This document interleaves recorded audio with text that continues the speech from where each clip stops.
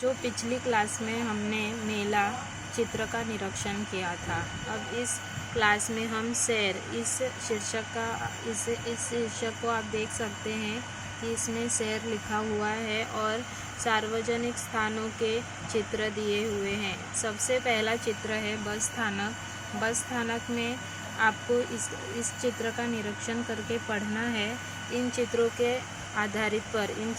ऊपर आधारित कुछ स्वमत अभिव्यक्ति प्रश्न पूछे जाएंगे। जैसे कि आप देख सकते हो कि पहला चित्र आपका बस स्थानक का है।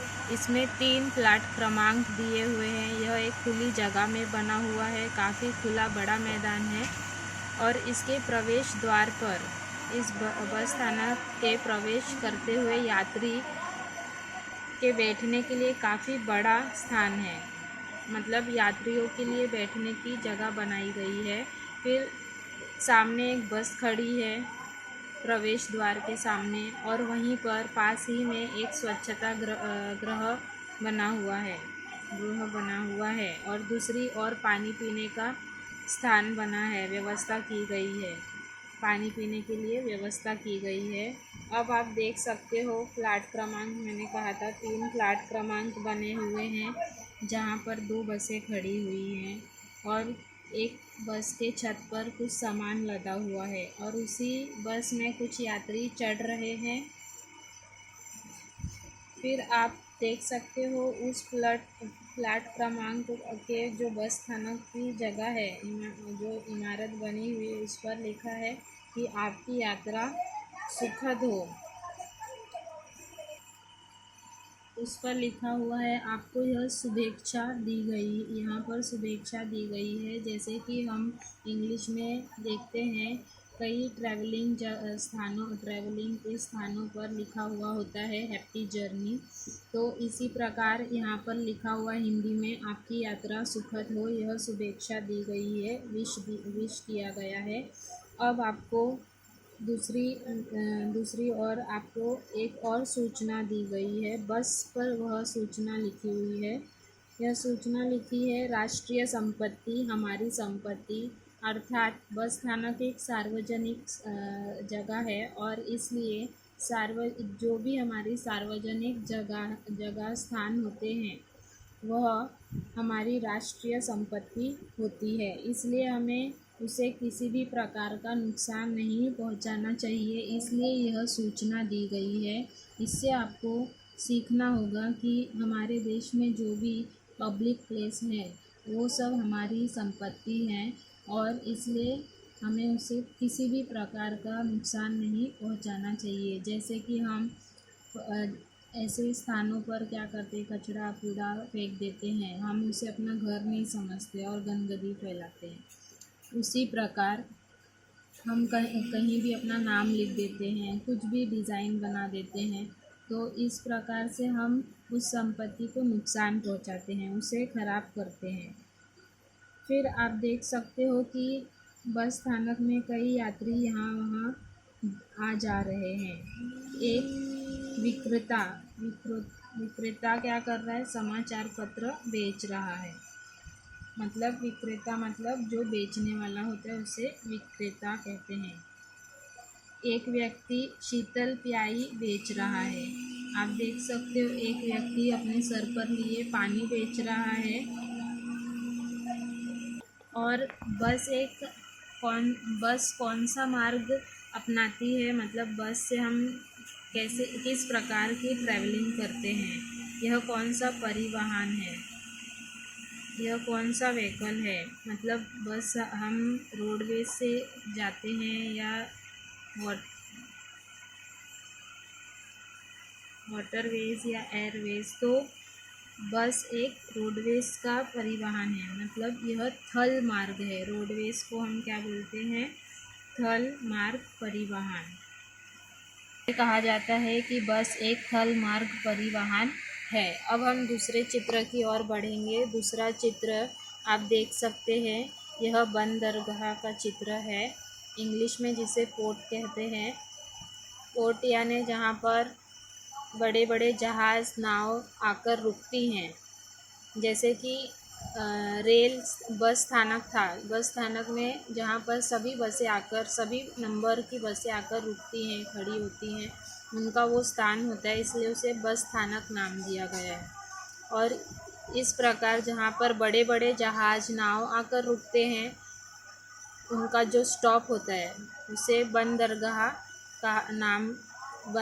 के नाम से जाना जाता है, जिसे हम इंग्लिश में पोर्ट कहते हैं। अब यह दृश्य एक बंदरगाह का दृश्य है। इसमें भी आप कई प्रकार के हलचल देख सकते हैं, सूचनाएं देख सकते हैं। आप देख सकते हैं कि जिस प्रकार बस स्थानक में प्लाट क्रमांक दिए थे अलग अलग, तो आप देख सकते हैं यहाँ पर भी सभी नावों के लिए अलग अलग स्थान बने हुए हैं। कौन सी नावें कहाँ पर रुकनी है, इसके स्थान बने हुए हैं। फिर आप देख सकते हो छोटे बड़े जहाज आ रहे हैं, जा रहे हैं। यह बंदरगाह एक समुद्र तट के किनारे बना हुआ होता है। फिर आप देख सकते हो कि उस बंदरगाह में एक प्रकाश स्तंभ लगा हुआ है, जो रात के समय आने जाने वाले जहाज़ों को क्या दिखाता है, राह दिखाता है कि उनको किस राह पर से जाना है, या इससे कोई भी दुर्घटना नहीं हो सकती है। इसलिए यह रात के समय प्रकाश दिखाने का काम करता है। फिर आप देख सकते हो आपको समुद्र में तरह तरह की नावें दिखेंगी, जैसे कि यात्री नावें हैं, मालवाहक नावें हैं, जिसमें मालवाहक नावें मतलब जिसमें हम सामान लादकर एक जगह से दूसरे जगह ले जाते हैं। यात्री नावें हैं जिससे यात्री एक जगह से दूसरी जगह जाते हैं। फिर आप देख सकते हो कि इन नावों में एक पाल वाली नाव भी है, मतलब पैडल वाली जो नाव जो पैर से चलाई जाती है। फिर पैर और पतवार से चलाई जाने वाली नावें हैं। यानी यहाँ पर कई तरह की नावें हैं। नाव तक पहुँचने के लिए अलग अलग पथ बने हुए हैं, जैसे कि मैंने कहा था उसमें फ्लैट बने हुए थे, फ्लैट क्रमांक। वैसे ही यहाँ पर नाव में जहाँ पर खड़ी होती हैं छोटी नावें, बड़ी नाव, माल वाली नावें कहाँ आकर रुकेंगी, उसके लिए अलग अलग पथ बने हुए हैं। फिर आप देख सकते हो कि इसमें जल पक्षी भी हैं, जो जल जीवों की ताक में नीचे तक उड़ान भरते हैं। जल जीवों की ताक में मतलब उनका भोजन मछली वगैरह होते हैं, तो उन अपने भोजन के लिए वो नीचे तक उड़ान भरते हैं। फिर आप देख सकते हो कि एक बड़ा जहाज अभी बंदरगाह पर पहुंचा ही है, वह सिर्फ पहुंचा है वहां पर, और यात्री उसमें से उतर कर बाहर आ रहे हैं। आप देख सकते हो जो सबसे पहली बड़ी वाली नाव है उसमें। फिर आपको दो सूचनाएं लिखी हुई हैं। लिखा गया है कि पानी में कचरा ना डालें। फिर दूसरा है स्वच्छ भारत स्वस्थ भारत, यानी यहाँ पर हमें अपने देश की सफाई कैसे रखनी है, अपने देश को साफ़ सुथरा, स्वच्छता अपने देश में कैसे रखनी है, इसका संदेश दिया जा रहा है कि पानी को कैसे सफ़ा रखना है। फिर हम तीसरे दृश्य की ओर जाएंगे। इस तीसरे दृश्य में आपको एक हवाई अड्डा, अंतर्राष्ट्रीय हवाई अड्डे का दृश्य है। इसमें इंटरनेशनल एयरपोर्ट, यानी जहाँ पर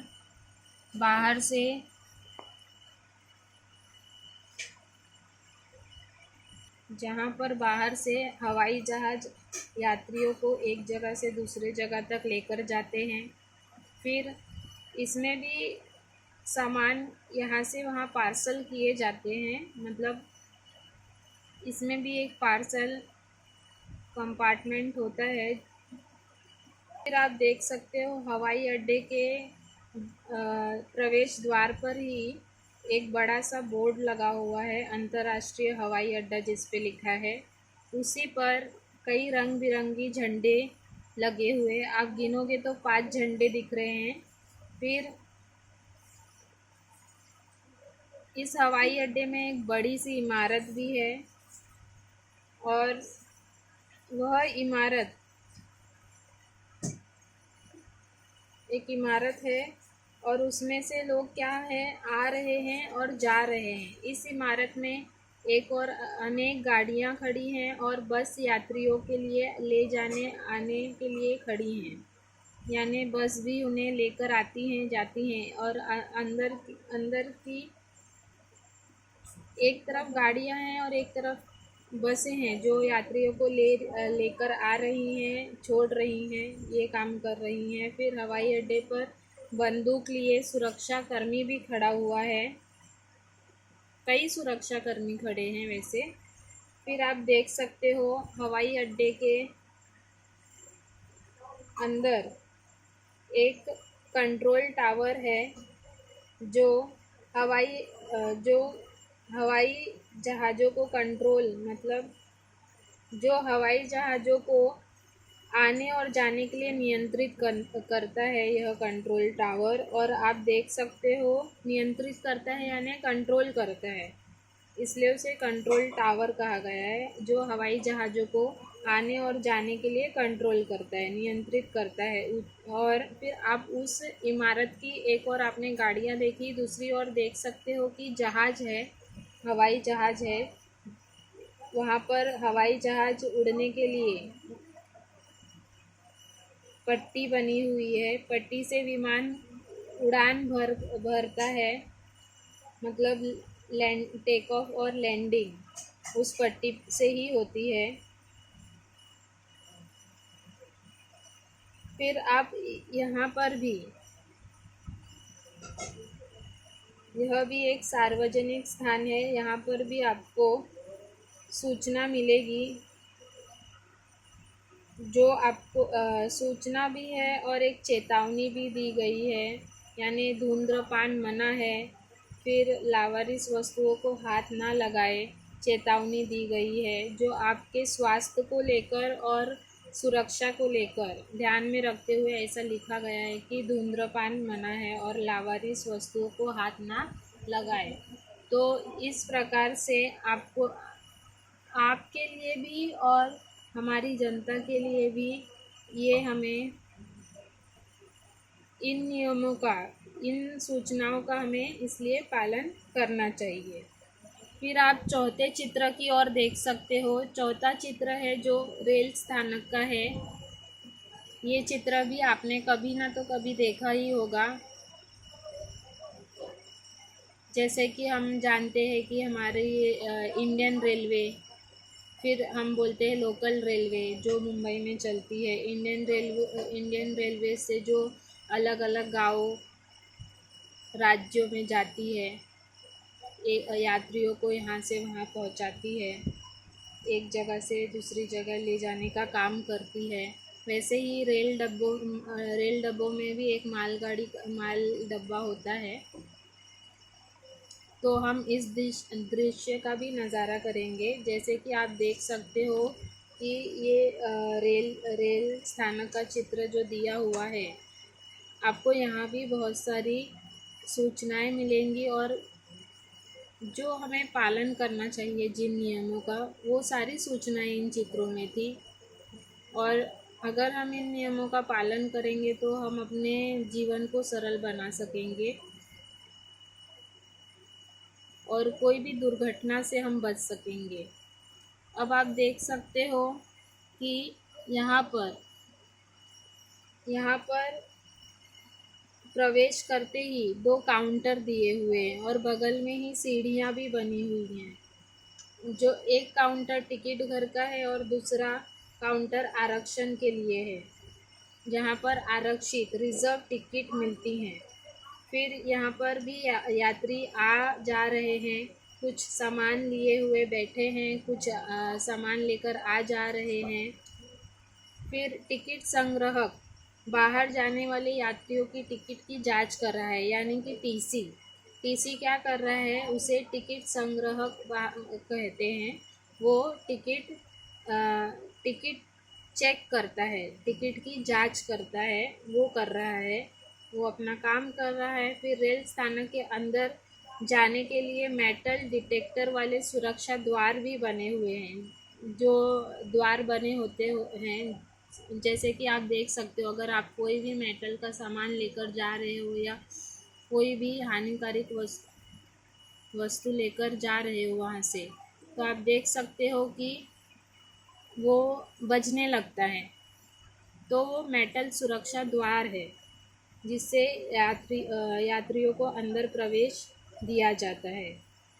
फिर प्लेटफॉर्म पर अनेक यात्री आपको दिख रहे हैं।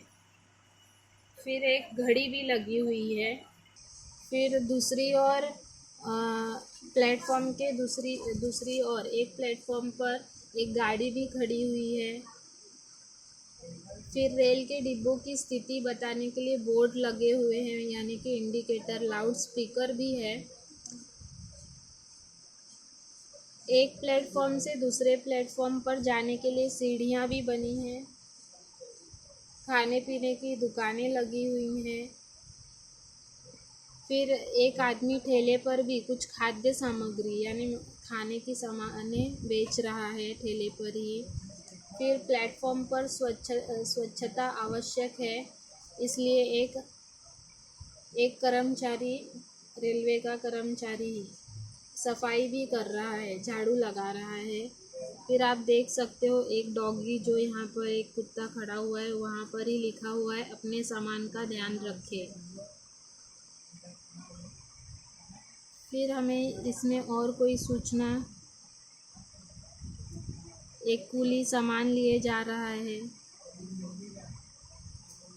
इस प्रकार हमने इन चारों दृश्य में, इन चारों सार्वजनिक स्थानकों पर हमने कोई न तो कोई सूचना और चेतावनी और शुभेच्छाएँ पढ़ी। इन सारी सूचनाओं का पालन अगर हम अपने जीवन में करने लगेंगे तो हम अपने देश को भी बचा सकते हैं। अब एक नागरिक, इस देश का नागरिक होने के नाते देश की सेवा कर सकते हैं। इसलिए इन सूचनाओं का, इन चेतावनी का, इन सब का पालन करना हमारी जिम्मेदारी है, हर एक नागरिक की जिम्मेदारी है। इससे आप ही नहीं, आप अपने जीवन को भी, इन अनेक दुर्घटनाओं से बचा सकते हो और अपने देश को भी बचा सकते हो। इसलिए ये सारे दृश्य का निरीक्षण करते समय हमें इन सूचनाओं पर और हमेशा ध्यान रखना है और इन्हें अपने जीवन में आजमाना भी है। इस प्रकार आपको इन चित्रों पर आधारित कुछ प्रश्न, स्वमत प्रश्न पूछे जाएंगे, जिसे आपको अपनी कॉपियों में लिखना है। अपने विचार उस पर व्यक्त करने हैं। तो बच्चों, आपको इन चारों चित्र में कुछ